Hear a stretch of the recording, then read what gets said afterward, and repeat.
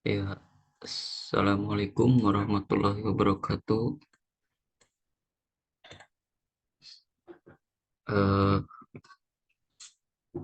Sedikit mau sharing ya terkait teori dan aplikasi elektronika dasar.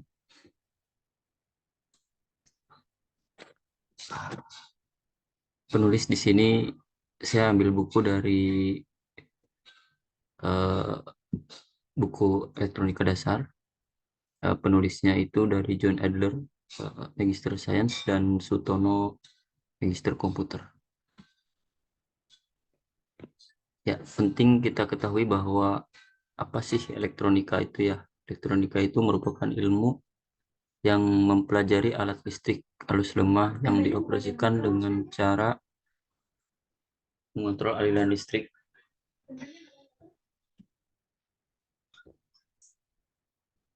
dengan cara mengontrol aliran elektron atau partikel bermuatan listrik dalam satu alat seperti komputer, peralatan elektronik, termokouple, semikonduktor, dan lain sebagainya. Ini saya ambil dari Wikipedia.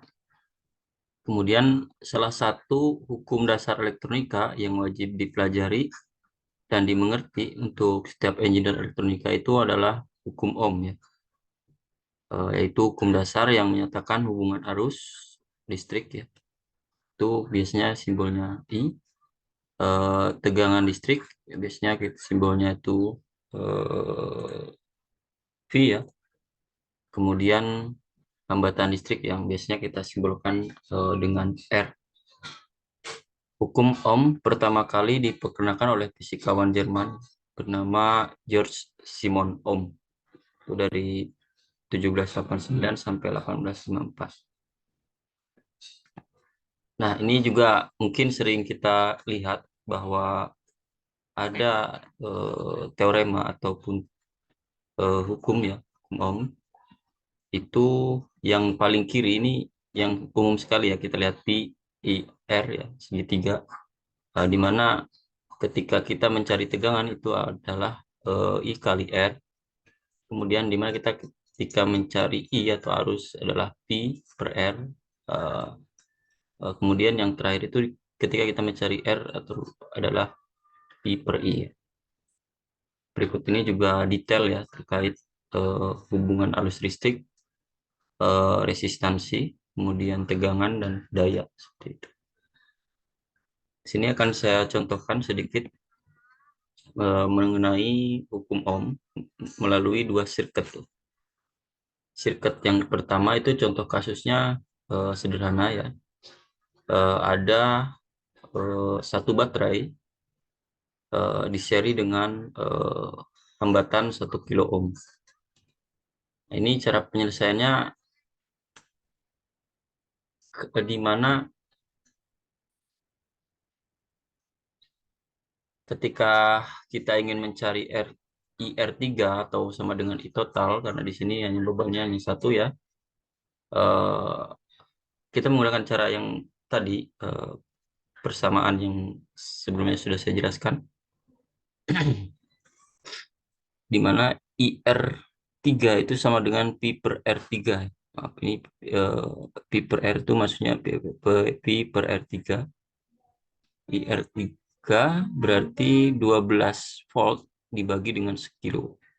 Itu eh, kita kita ketahui bahwa arus yang mengalir di sirkuit itu di R3 itu sekitar 0,2012 ampere atau 12 miliampere. Kemudian sirkuit yang kedua ada satu baterai di seri dengan di seri paralel dengan 3 resistor ya, di mana ada resistor R3, R2, dan R4. Nah, ini uh, udah sedikit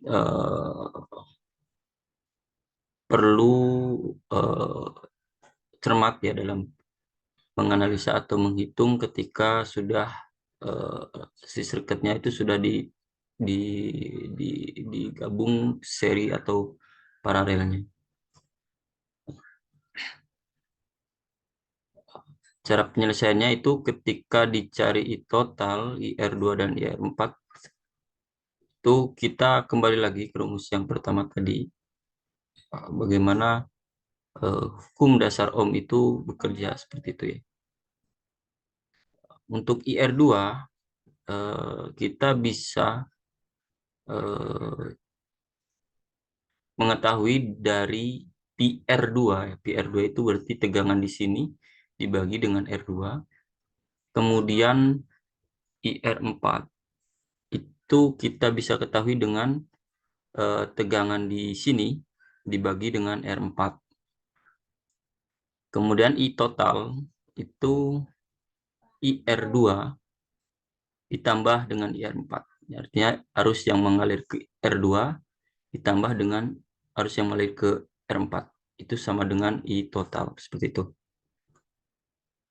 Nah, yang jadi sedikit rumit, apa itu namanya, kita itu belum mengetahui berapa sih PR2 di sini.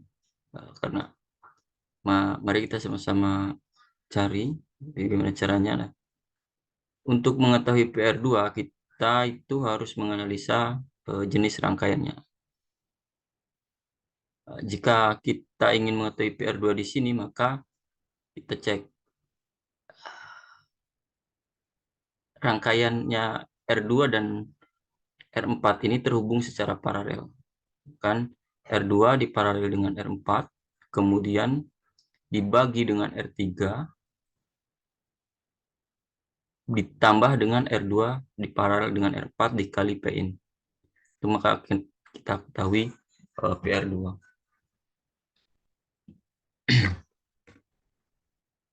Ketika R2 dan R4 diparalel itu sama dengan 66,6 ohm dibagi dengan 1000 kilo ditambah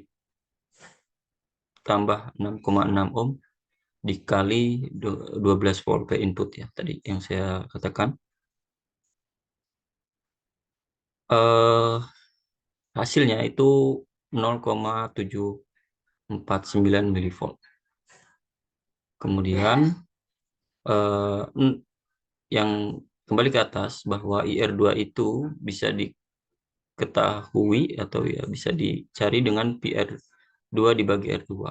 Karena PR2-nya sudah ketemu, nah kita masukkan saja 0,749 dibagi 120 ohm.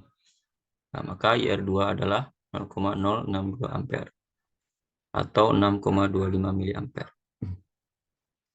Kemudian IR4 itu tadi PR2 dibagi R4. Iya, PR2-nya sudah diketahui, maka PR2 0,749 dibagi 150 ditemukan hasilnya 4,9 miliampere. Total mudah ya. Artinya total itu menjumlah arus yang mengalir ke R2 dan ke R4. Jadi jika kita gambarkan ya, arus ini akan bercabang mengarah ke R2 dan ke R4. Nah, itu kita tambahkan saja 6,2 miliampere tambah dengan 4,9 miliampere. Ini 6,25 ya, maaf. Itu akan ditemukan hasilnya 11,15 miliampere. Nah, itu sedikit nanti pemahaman hukum Ohm ya dengan dua sirkuit sederhana. Mungkin nanti akan kami lanjutkan dengan sirkuit yang mungkin akan lebih sedikit rumit ya dengan hukum law ini. Nah, pada intinya kita harus mengetahui ketika sirkuit itu terhubung seri atau paralel, maka di situ akan mudah ya ketika kita memahami aliran arus, kemana dia mengalir dan bagaimana dia mengalir. Nah, itu akan mudah sekali untuk dihitung seperti itu ya. Ketika rangkaian seri saja mungkin mudah, tapi ketika di seri paralel mungkin akan sedikit sulit seperti itu. Lanjutkan di lain kali atau di waktu lain untuk membahas sirkuit-sirkuit yang lainnya seperti itu. Dari saya mungkin cukup, terima kasih, maaf. jika banyak salah atau kurang. Terima kasih. Wassalamualaikum warahmatullahi wabarakatuh.